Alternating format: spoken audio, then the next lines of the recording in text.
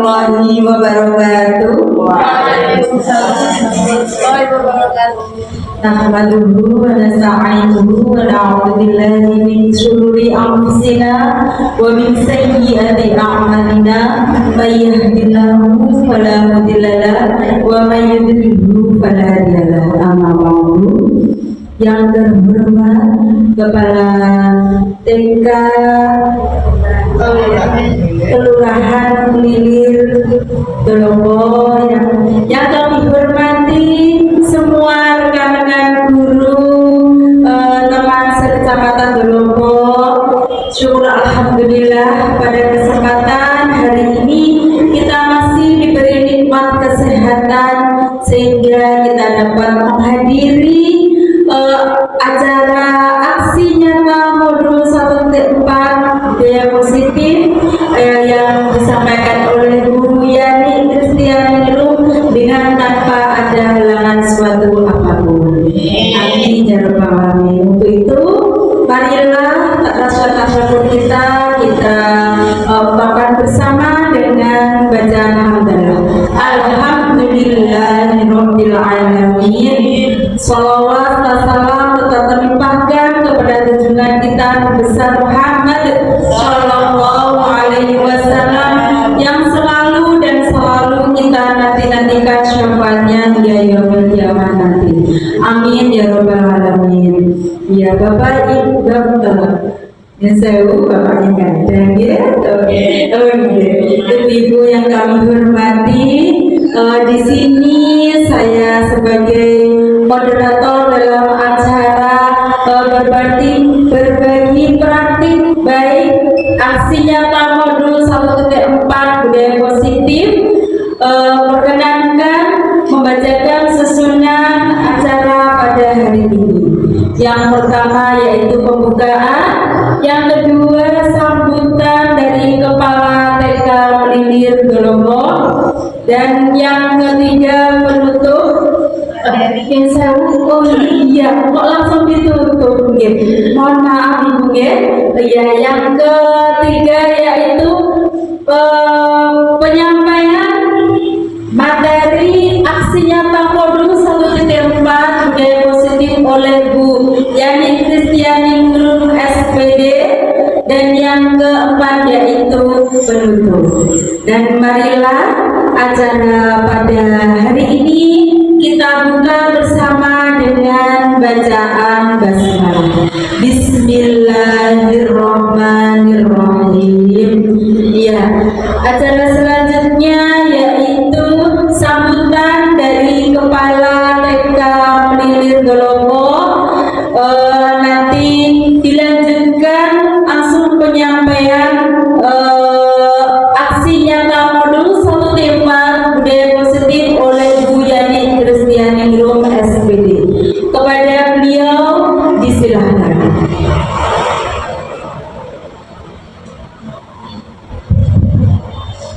Bismillahirrahmanirrahim. Assalamualaikum warahmatullahi wabarakatuh. Waalaikumsalam warahmatullahi wabarakatuh. Terima kasih atas waktunya yang diberikan oleh pembawa acara. Hari ini kita bertemu kembali, bukan kembali ini yang pertama. Mungkin ini yang pertama TK kami, TK Kelurahan Lilir. Mohon maaf karena saya di sini sebagai kepala sekolah Sugeng Rawuh atas rawuhipun di TK kami, TK Kelurahan Lilir, dalam acara aksi nyata modul 1.4 budaya positif oleh saya sendiri CGP angkatan 11 Kabupaten Madiun. Dalam hal ini kami mohon maaf sekali apabila dalam subuh ataupun lungguhnya kurang berkenan di hati Bapak Ibu semuanya. Saya ucapkan syukur rawuh kepada ibu-ibu guru yang terdiri dari rekan-rekan guru TK, guru PAUD sekecamatan Dolombo. Untuk itu langsung mawon, ini adalah aksi nyata modul 1.4 budaya positif oleh Yani Kristiani Group. Yani Kristiani Group itu adalah saya sendiri. Ingatan Bu. Next Bu.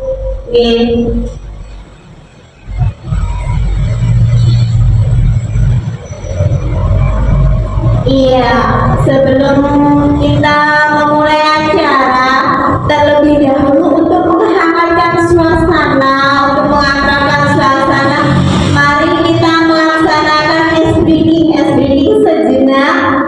Saya mohon nanti ikutin aba-abanya Bu. Fokus pada aba-aba, kata dia, fokus pada aba-aba.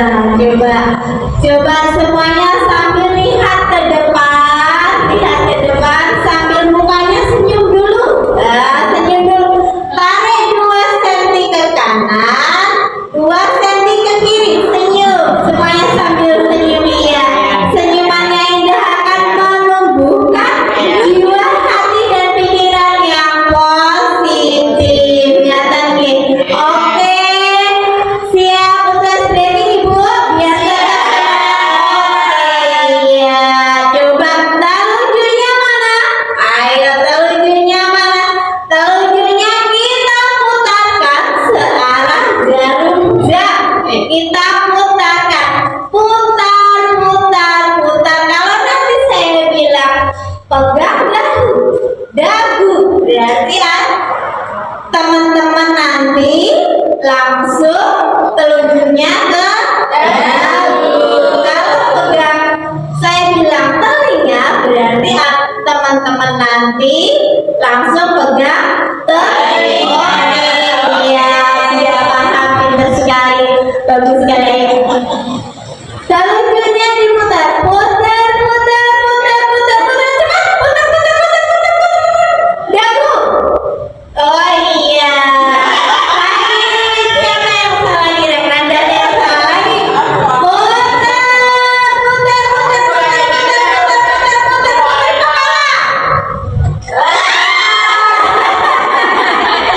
Siapa lagi? Ayo lagi. Putar mata. Oh iya. Berarti semuanya fokus tepukan semuanya. Iya. Semoga semakin menambah suasana yang akan mengakrabkan kita pada siang hari ini. Selamat siang Ibu, karena waktunya sudah siang. Mari kita langsung bawa untuk yang berikutnya adalah. Nah, sebelum acara kita mulai, mari kita membuat kesepakatan kelas di sini. Kesepakatan kelas di sini dalam artian ketika saya membawakan apa itu nanti budaya positif berkenaan dengan itu. Nah, kita buat lagi kesepakatannya antara lain minta izin jika mau ke belakang. Bagaimana Ibu-ibu? Apakah disetujui? Oke, itu yang pertama. Yang kedua, mengangkat tangan jika ingin bertanya. Oke? Disetujui ya? Oke. Bagus. Yang ketiga adalah HP di mode silent. Dalam artian ketika mau apa itu, mau angkat telepon, berarti HP-nya di mode senyap. Oke, terima kasih karena kesepakatan kita semoga bisa berjalan sampai tutupnya acara, berakhirnya acara. Oke, next. Nah, konsep inti dari budaya positif itu ada apa saja Ibu ya? Di sini itu saya menyebutkan adanya 7 konsep inti budaya positif. Yang pertama adalah perubahan paradigma belajar. Yang kedua disiplin positif. Yang ketiga adalah motivasi perilaku manusia. Yang keempat kebutuhan dasar. Yang kelima posisi kontrol restitusi. Yang keenam adalah keyakinan kelas, dan terakhir adalah segitiga restitusi. Oke, semuanya ini adalah hal baru bagi kita Oke, saya di sini pun juga baru belajar. Semoga nanti apa yang kita pelajari dapat menambah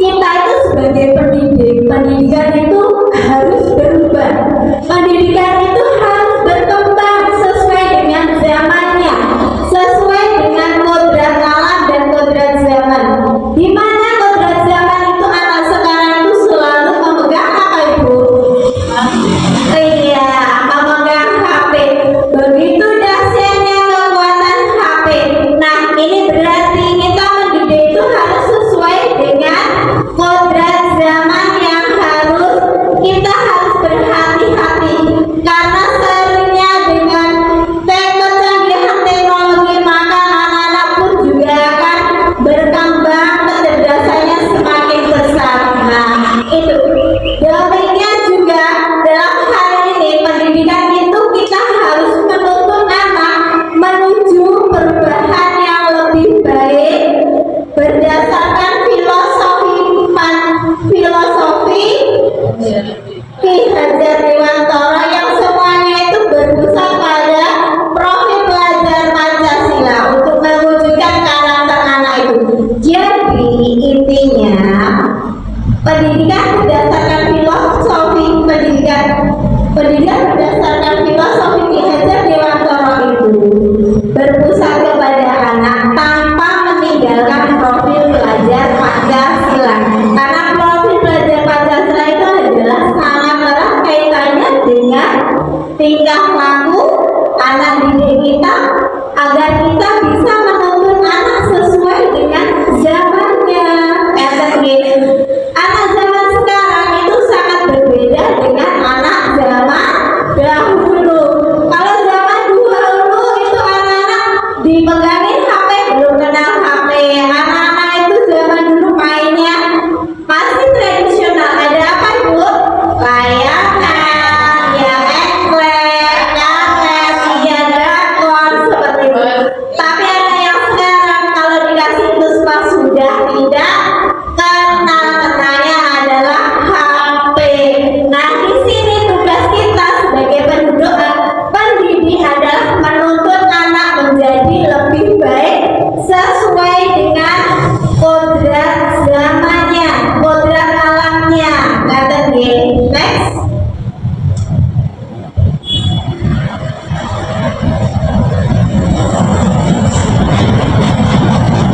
Nah, profil pelajar Pancasila seperti yang kita ketahui semuanya tadi pendidikan berdasarkan filosofi Ki Hajar Dewantara itu merujuk pada profil pelajar Pancasila. Apa itu profil pelajar Pancasila? Sampun ngertos? Sudah ke? Karena erat kaitannya dengan kurikulum merdeka. Ada apa namanya ibu? Beriman, bertakwa pada Tuhan yang Maha Esa, berkebinekaan global, bergotong royong, bernalar kritis, mandiri dan kreatif, beriman bertakwa kepada Tuhan yang Maha Esa dan berakhlak mulia. Di sini berarti tugas kita seorang pendidik itu menjadikan anak itu menjadi anak yang baik, anak yang berakhlak mulia, anak yang baik, anak yang penuh sopan, penuh santun, anak yang berkarakter, berbudi pekerti yang luhur. Berarti kalau anak yang nggak baik bagaimana ibu? Sesuaikan dengan beriman dan bertakwa pada Tuhan yang Maha Esa. Oh tidak, ya. Kata berkebinekaan global adalah di sini adalah kita itu di era zaman globalisasi dalam artian canggih teknologi. Nah, dalam hal ini kita itu juga harus menuntun anak kita itu untuk berperilaku yang pendidikan global, mengenalkan teknologi kepada anak. Jangan sampai dengan adanya kemajuan teknologi yang pesat anak-anak kita tertinggal, tetapi tetap menerapkan kembali lagi ke beriman dan bertakwa kepada Tuhan yang Maha Esa. Berikutnya adalah bergotong royong. Bergotong royong itu adalah budaya yang ada di sekitar kita. Budaya di sekitar kita itu anak itu harus dikenalkan dengan adanya gotong royong. Anak sejati ini bisa buatan bu dikenalkan gotong royong. Bisa. Bagaimana caranya? Bagaimana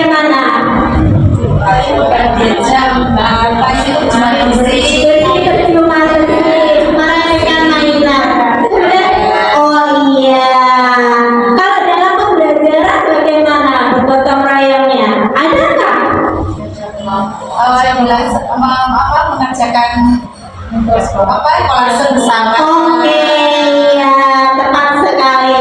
Gotong royong di dalam kelas, di dalam pembelajaran bisa kita kaitkan dengan diantaranya adalah kolase bersama. Hal yang paling kecil yang kita tanamkan ke anak, kita pembelajaran melalui kolase bersama. Nah, tadi pekerjaan bisa menggunakan permainan-permainan ibu, misalnya kita estafet bendera, ya, estafet bola, estafet air, itu hal-hal kecil yang secara tidak langsung mengajarkan kepada anak untuk bergotong royong. Oke, berikutnya adalah bernalar kritis. Sebagai anak yang di era global ini, berdasarkan profil belajar Pancasila itu adalah bernalar kritis. Apa itu bernalar kritis? Ada kita itu harus tanggap, harus cerdas, cerdas terhadap suasana yang sedang terjadi. Itulah bernalar kritis. Kemudian adalah mandiri. Anak-anak itu kita ajak, kita tuntut untuk hidup mandiri tanpa mengandalkan orang lain, ibu. Nah, hal yang paling dekat adalah kita mengajari keberanian kepada anak. Untuk apa, ibu? Ayo, di dalam kelas biasanya ngapain? Mengerjakan tugas sendiri tanpa didampingi ibu. Ya, berikutnya adalah kreatif. Nah, sebagai guru kita juga harus kreatif. Sebelum mengajarkan ke anak, kitanya dulu gurunya dulu ditata bagaimana pembelajaran anak itu agar kreatif sehingga anak juga akan mengikuti gurunya. Dalam hal ini semuanya profil belajar Pancasila itu harus kembali lagi ke dalam gurunya sendiri. Gurunya sendiri harus apa, ibu? Memberikan teladan yang baik. Oke, next. Berikutnya adalah miskonsepsi tentang teori kontrol. Nah, di sini apa kok yang namanya teori kontrol itu? Teori kontrol itu pada dasarnya teori yang mengontrol kita untuk melakukan sesuatu. Nah, tadi seperti misalnya guru mengontrol murid, guru bukan guru, orang lain membuat merasa bersalah, itu namanya adalah teori kontrol. Orang dewasa memiliki hak untuk memaksa, itu teori-teori kontrol seperti itu. Ada miskonsepsi, itu adalah anggapan yang salah terhadap teori tersebut. Pada dasarnya teori kontrol itu adalah teori yang bisa mengontrol diri kita sendiri. Oke, next. Berikutnya, mengubah paradigma stimulus respon kepada pendekatan teori kontrol. Nah, di sini seperti ini, Bu. Perbedaan antara stimulus respon dan teori kontrol. Nah, stimulus respon itu adalah stimulus ataupun respon-respon yang diberikan oleh orang lain terhadap kita, tampak sama halnya seperti yang kebanyakan orang lakukan. Sedangkan teori kontrol itu adalah teori yang dari dalam diri kita sendiri, tanpa orang lain bisa mengontrol kita. Kita punya kesadaran dan keyakinan sendiri-sendiri seperti itu. Next. Nah, disiplin berikutnya adalah disiplin positif. Pada dasarnya, ayo di sini kalau kita mengenal disiplin itu berarti apa, ibu?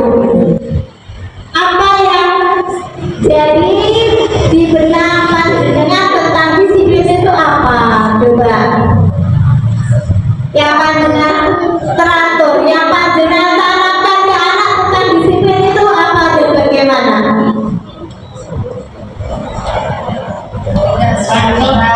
Tidak sesuai aturan, maksudnya. Nah, pada dasarnya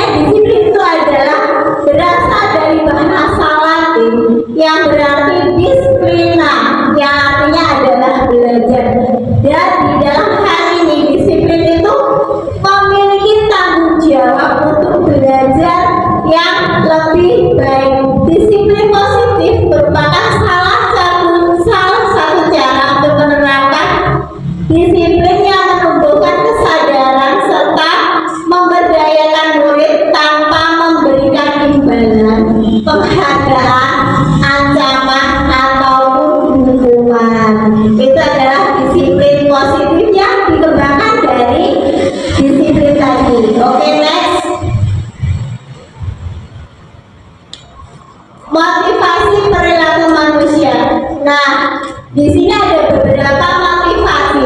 Kita itu sering sekali memotivasi orang itu. Kita itu disiplin. Jadi guru itu disiplin itu karena apa itu?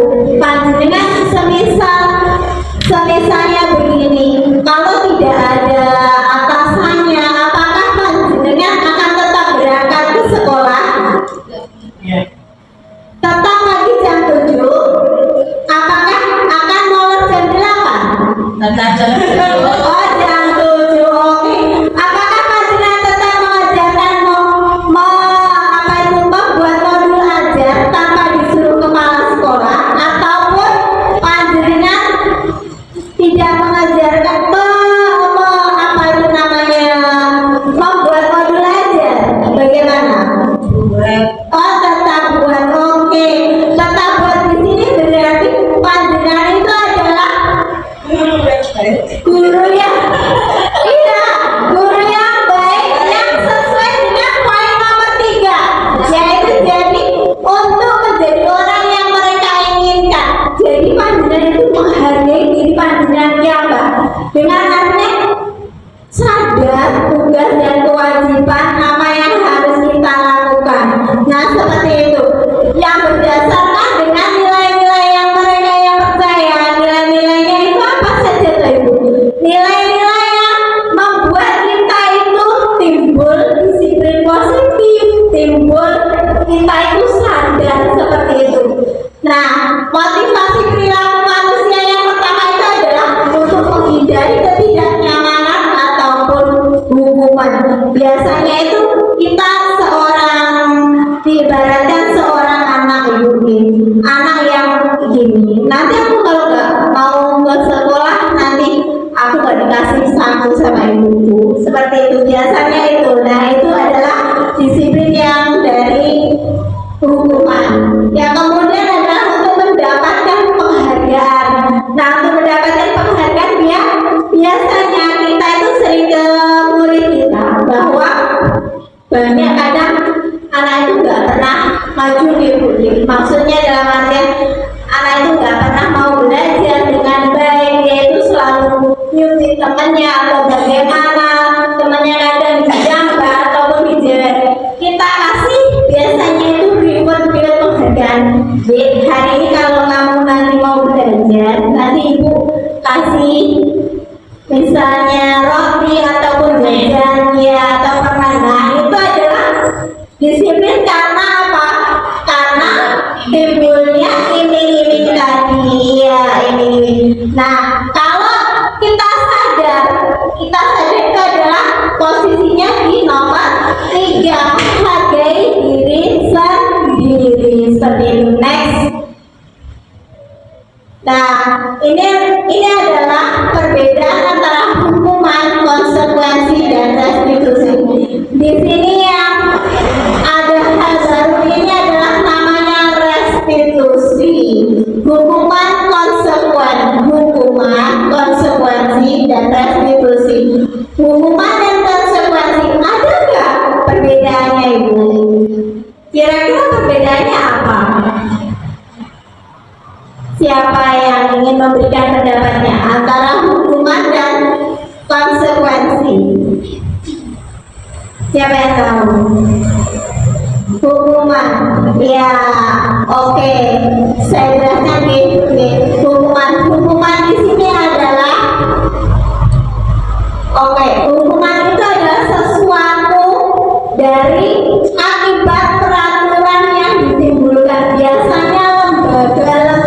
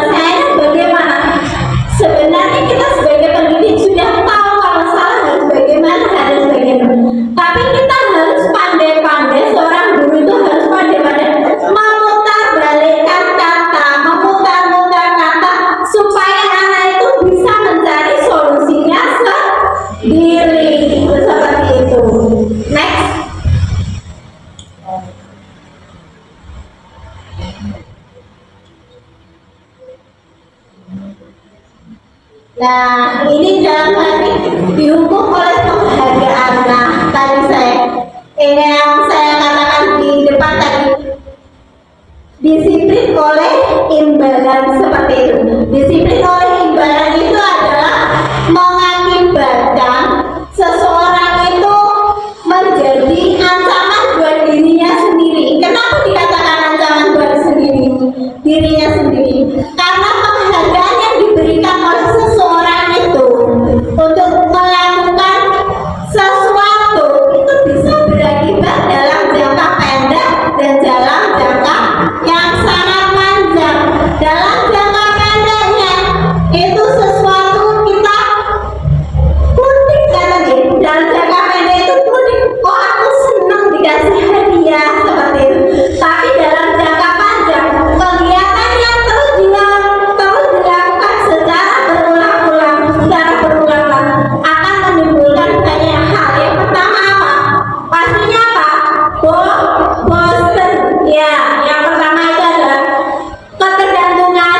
Yang berikutnya adalah bosen. Bosennya kenapa? Aku selalu dikasih hadiah yang seperti itu, yang sama-sama terus. Nah, seperti itu.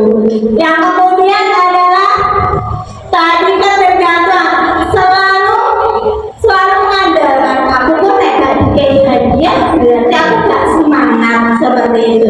Nah, yang ketiga adalah mematikan kreativitas dalam hari ini karena kita bosan. Namanya bosan kan, saya selalu menjadi pemenang, saya selalu menjadi nomor satu. Akhirnya apa? Otak kita itu bekerjanya itu adalah menentuk di situ aja. Jadi seperti merasa tidak ada tantangannya karena sudah tahu pasti aku nomor siji untuk hadiah dulu. Hadiahnya kayak orang kali-kali, yoga beda-beda, pasti ya seperti itu. Nah, itu namanya dihukum oleh penghargaan. Oke, next. Nah, akibat dari dihukum oleh penghargaan tadi ini adalah akibatnya itu bisa banyak sekali. Di antaranya adalah merusak hubungan, mengurangi ketepatan, menurunkan kualitas, mematikan kreativitas. Ya, seperti yang saya sebutkan tadi adalah merusak hubungan. Merusak hubungan itu bagaimana? Menimbulkan rasa yang iri dengki kepada temannya. Wow, kalau biasa seperti itu, kalau kita orang dewasa seperti itu. Tapi kalau anak biasanya gini, yang kita amati itu di dalam kelas, anak itu kalau pintar selalu ditunjuk guru, itu anak yang kurang pintar itu selalu berusaha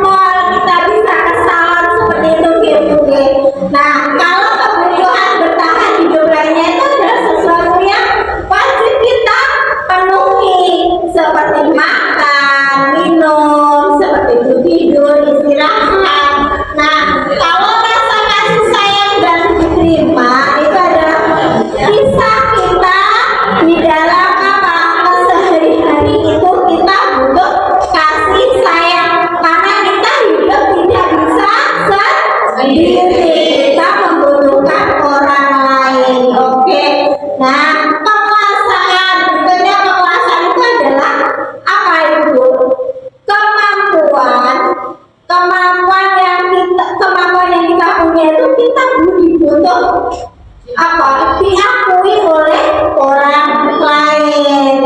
Terkadang kan ada rasa jengkel juga, itu loh yang melakukan semua saya, kenapa dia yang kena nama, kadang seperti itulah, itu namanya rasa apa?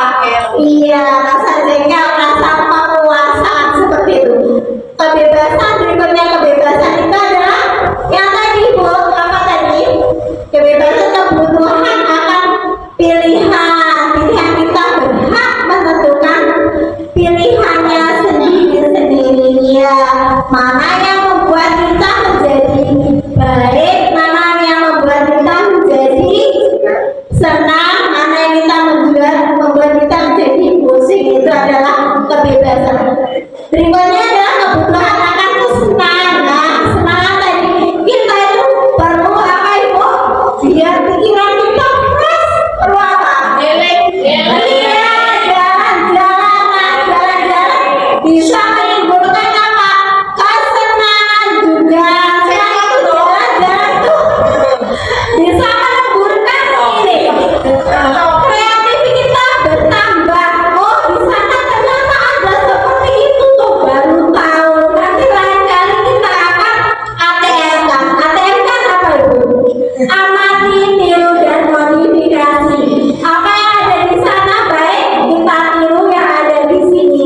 Tapi dengan catatan sudah kita modifikasi biar kita tidak dinyatakan apa meniru secara blog, ya.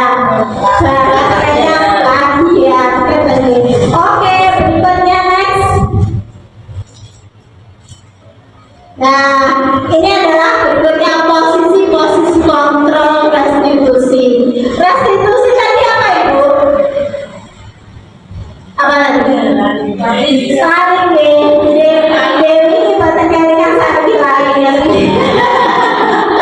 Oke, restitusi tadi adalah suatu kondisi di mana untuk menyelesaikan masalah dari masalahnya sendiri menjadi lebih baik, dan anak itu dapat bergabung ke dalam kelompoknya sendiri tanpa merasa bersalah dan menjadi lebih baik dalam dirinya sendiri. Jadinya nyata Ibu, kita melakukan salah. Biasanya kalau kita melakukan salah ke orang lain kan terlihat canggung, gitu. Nah, dari canggung itu kita itu bisa menemukan solusinya sendiri. Kemudian anak itu bisa dengan lagu ikhlas kembali lagi bermain dengan anak tanpa adanya rasa bersalah. Oke, itu namanya restitusi. Nah, posisi kontrol seorang guru di dalam penerapan restitusi itu ada 5. 5 itu diantaranya adalah pendukung, teman, pembuat merasa bersalah, pemantau, dan manajer. Nah, pendukung yang banyak sekali dilakukan itu adalah biasanya rata-rata seorang guru itu adalah apa itu? Seorang dengan posisi yang mendukung. Biasanya kita itu di rumah Ibu wis posisi kemudian raka-karuan ingetin mulut semakin semeraut lagi yang ngerti muridnya kesalah sih langsung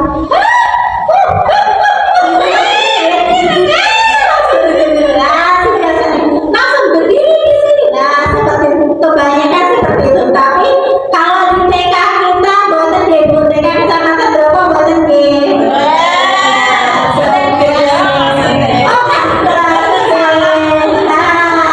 nah, penduduk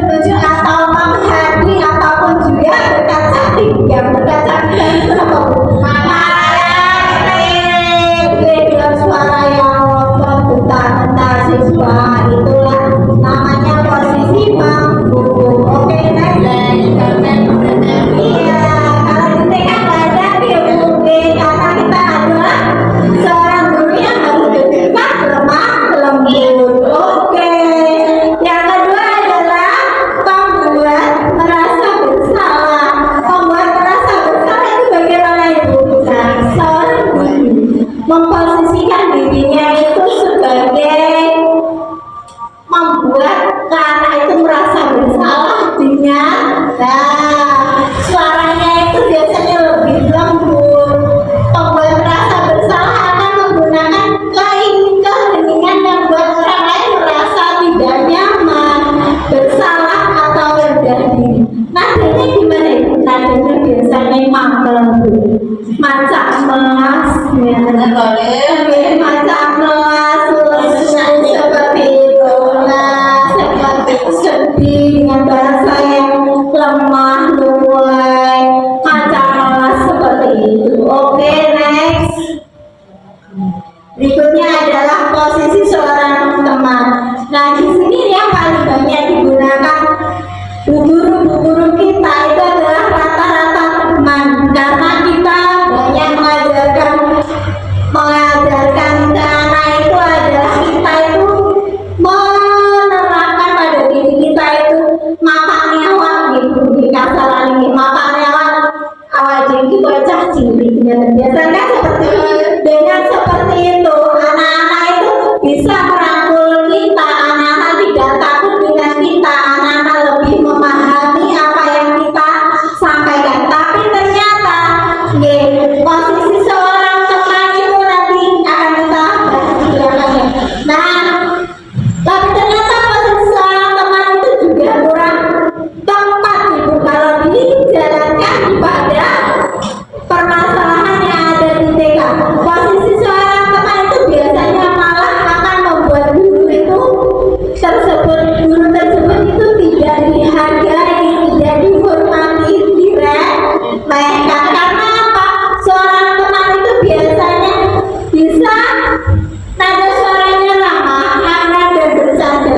Karena kita kebanyakan bergaul dengan anak, dengan bercanda, maka anak-anak itu kurang menghargai kita seperti itu. Next. Pemantau. Nah, di sini ada pemantau itu adalah guru lebih sering mengawasi anak dengan memberikan hukuman pula. Nah, itu adalah pemantau dengan bahasa yang resmi, dengan sikap yang resmi, tanpa merendahkan dirinya sebagai guru, dia bisa bersifat dengan baik. Itu adalah posisi pemantau. Next. Manajer. Nah, ini adalah kebanyakan posisi kontrol restitusi yang diterapkan itu adalah seorang manajer yang di posisi kontrol guru yang paling baik. Nah, yang paling baik itu adalah seorang manajer. Seorang manajer, guru berbuat sesuatu bersama dengan murid, mempersilahkan murid bertanggung jawab atas perilakunya, mendukung murid agar dapat menemukan solusi atas permasalahannya sendiri. Nada suaranya itu halus, bahasa tubuh tidak kaku mendekat kepada murid. Nah, itu tadi Bu, posisi kontrol yang paling tinggi tingkatannya adalah manajer. Tetapi Bu, meskipun paling tinggi tingkatannya ini, seorang posisi kontrol manajer itu tidak bisa diterapkan kepada anak yang hiperaktif. Anak yang hiperaktif, kalau kita terapkan posisi manajer itu pasti gini, wow, kemana tujuan nah, seperti itu. Jadinya emang ada kasus-kasus seperti apa ya? Seperti GTK itu nggak bisa diterapkan sepenuhnya oleh posisi manajer. Tapi kebanyakan kita itu disarankan, kita itu lebih membutuhkan posisi manajer agar anak itu bisa berpikir dan bernalar kritis. Aku kok salah, kok yang salah harus bagaimana?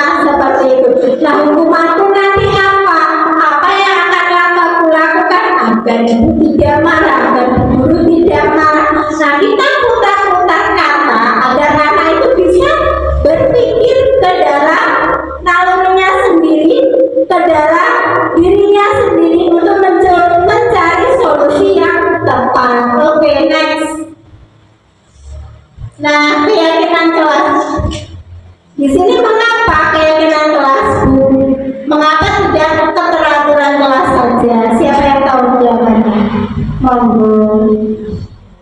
Kenapa kok keyakinan kelas? Bukan peraturan ataupun keteraturan kelas.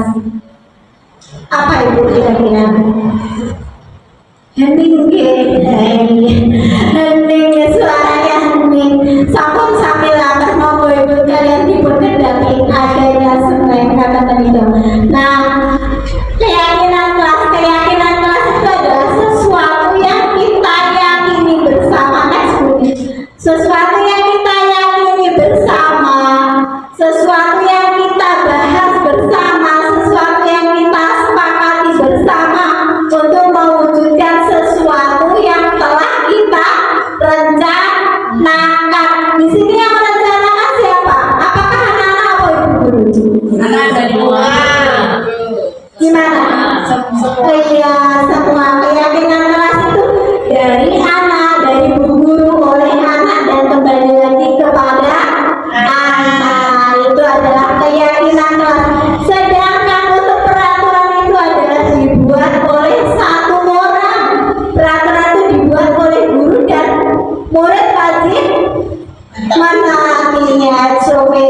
Kalau keyakinan kelas berarti guru dan murid itu juga bisa dihukum atas konsekuensi yang dia lakukan. Oke, next. Nah, bentuk pembentukan keyakinan kelas itu ada beberapa tahapnya, Ibu. Yang pertama adalah bersifat abstrak. Bersifat abstrak itu apa? Bersifat nyata. Ya, pinter. Nyata itu adalah sesuatu yang anak itu paham dengan apa yang sedang terjadi. Kemudian berupa pernyataan universal. Pernyataan universal itu apa itu? Pernyataan yang diterima banyak orang, yang dinilai kebaikannya. Yang diterima banyak orang itu seperti ini. Nilai-nilai kebajikan universal itu adalah nilai-nilai yang kalau di sini baik, berarti di Amerika baik, di bagian NTT sana juga baik, di sini pun juga baik. Nah, itu adalah pernyataan yang universal, dibuat dengan kondisi kelas dan diterapkan oleh semua anggota warga masyarakat. Kemudian dibuat dengan kalimat yang simpel sehingga anak mudah mengingatnya. Yang terakhir adalah di sini adalah tentunya selalu berkolaborasi dengan warga sekolah. Kolaborasi itu maksudnya bagaimana, Ibu? Kerjasama, ya, komunikasi yang baik antara semuanya, antara guru, kepala sekolah, murid, wali murid, dan warga, seluruh warga yang ada di sekolah tersebut.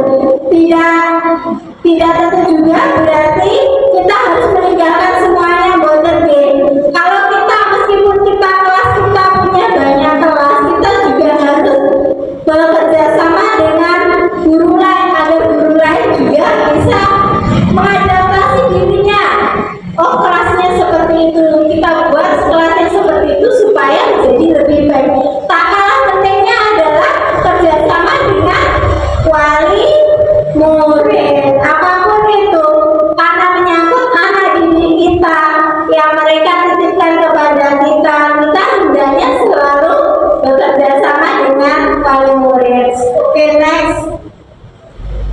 Nah, ini tadi, Bu, segitiga restitusi. Apa yang namanya segitiga restitusi itu? Restitusi tadi apa, Ibu? Nah, proses menciptakan kondisi bagi murid untuk memperbaiki kesalahannya mereka sehingga mereka bisa kembali ke kelompoknya sendiri tanpa adanya merasa bersalah dan dengan adanya karakter yang lebih kuat dan sebagainya. Nah, restitusi membantu murid menjadi lebih memiliki tujuan disiplin positif dan memudahkan untuk memulihkan dirinya saat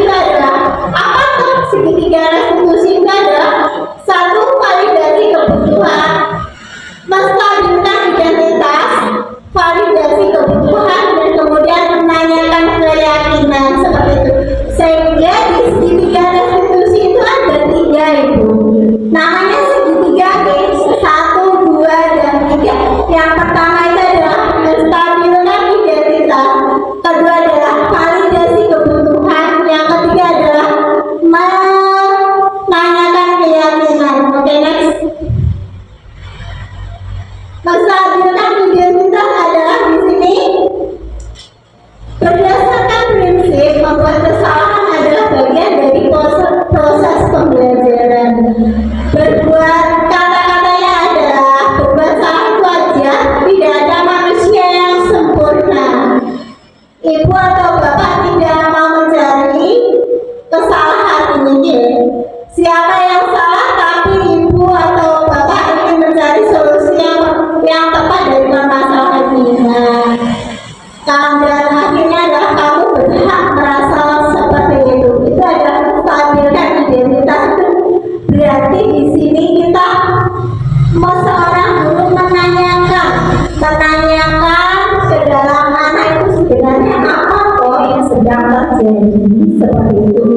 Kenapa kok kamu seperti ini, seperti itu, dengan membuat anak itu tidak merasa dihukum, tidak merasa takut apa yang terjadi. Biasanya anak itu kalau merasa bersalah kan takut dihukum gitu.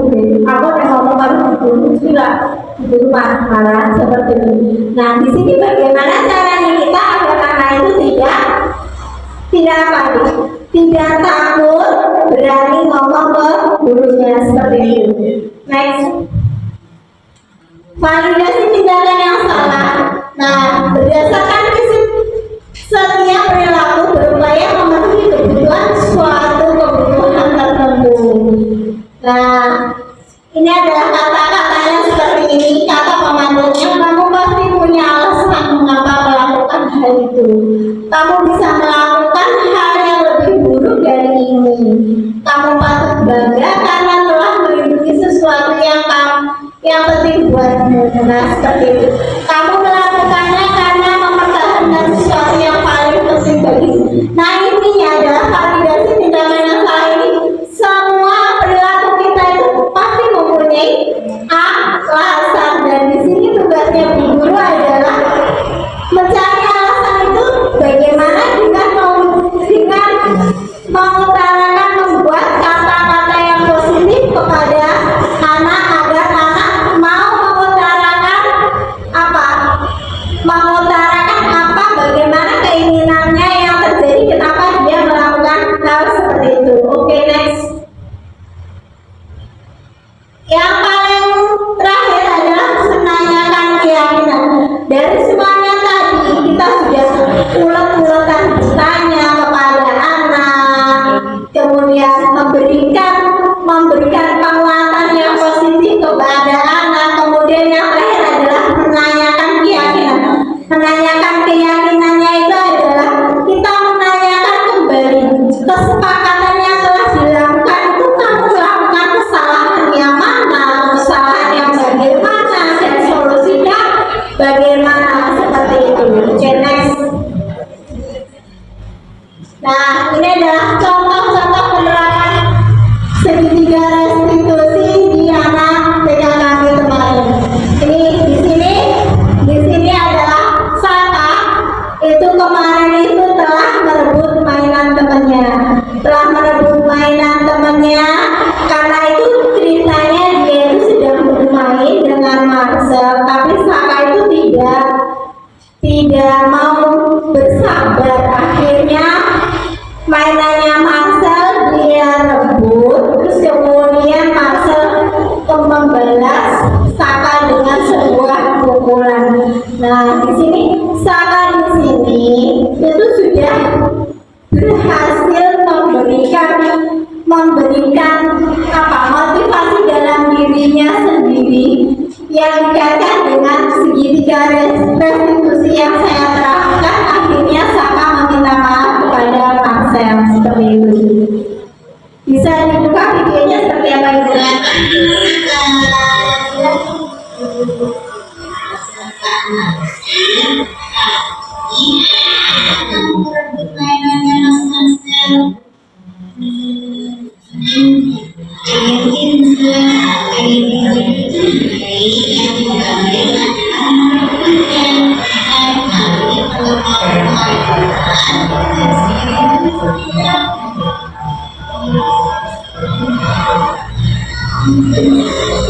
Oh iya, pinter itu mengandalkan berarti yang itu namanya meminta izin ya. Kalau meminta izin itu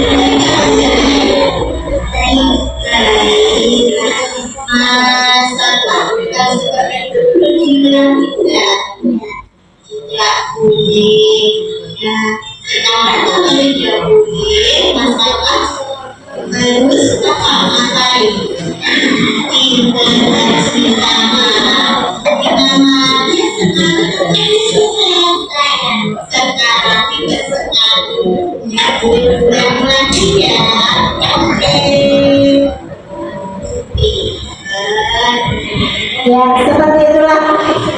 Kalau kita di TK itu nggak bisa kita langsung langsung membuat restitusi positif, restitusinya itu langsung dengan cara-cara yang langsung bilang kamu tadi ngapain nggak bisa gitu. Kita harus memancing anak dulu sehingga anak itu bisa berpikir dengan pancingan-pancingan olahan-olahan kita yang kita olahan-olahan kata yang kita buat. Anak itu bisa berpikir, oh arahnya ke sini, arahnya ke sini, arahnya ke sini, sehingga anak bisa mencari solusinya sendiri. Kalau di TK seperti itu.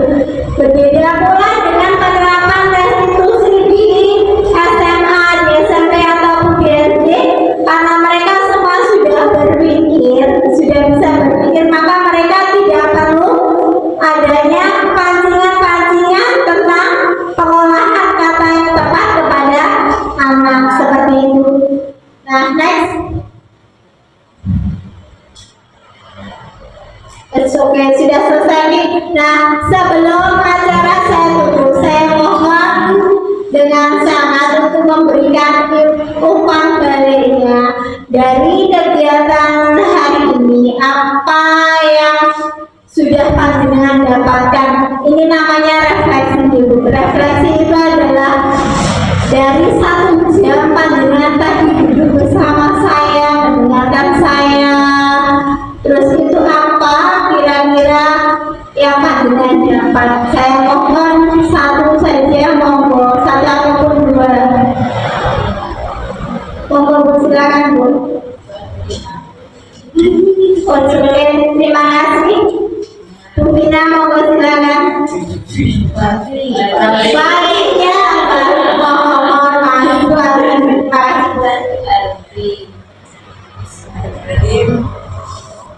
Alhamdulillah, hari ini ilmunya banyak sekali saya dapat.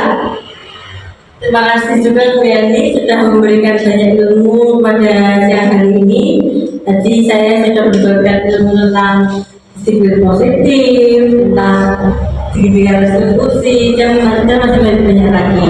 Dan tentunya nanti akan saya terapkan di lembaga saya sendiri, dan nanti juga saya beritahu ke teman saya tentang ilmu-ilmu yang saya dapat ya di hari ini. Terima kasih Bu Yani, semoga bermanfaat dan dilancarkan untuk penggeraknya. Amin. Terima kasih banyak. Tepuk tangannya yang meriah untuk Bu Yani ya. Terima kasih banyak. Nah, beliau hari ini mengatakan bahwa sangat senang banyak ilmunya yang didapatkan dan diikuti. Berikutnya karena semua senangnya yang sudah kita lakukan dalam pemberian materi budaya positif ini, saya kurang lebihnya mohon maaf. Semoga apa yang saya sampaikan tadi dapat bermanfaat, dapat membawa keberkahan bagi panjenengan semua yang bisa di-ATM-kan di lembaganya masing-masing. Demikian dari saya. Apabila ada kurang dan lebihnya saya mohon maaf. Wabillahi taufiq wal hidayah. Wassalamualaikum warahmatullahi wabarakatuh. Waalaikumsalam warahmatullahi wabarakatuh.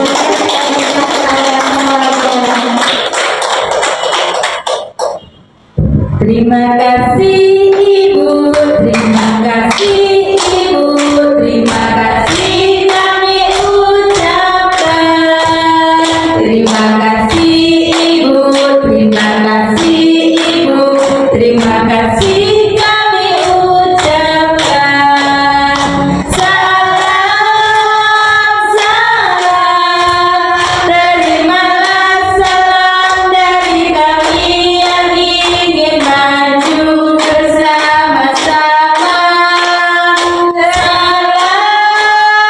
Salam, terimalah salam dari kami yang ingin maju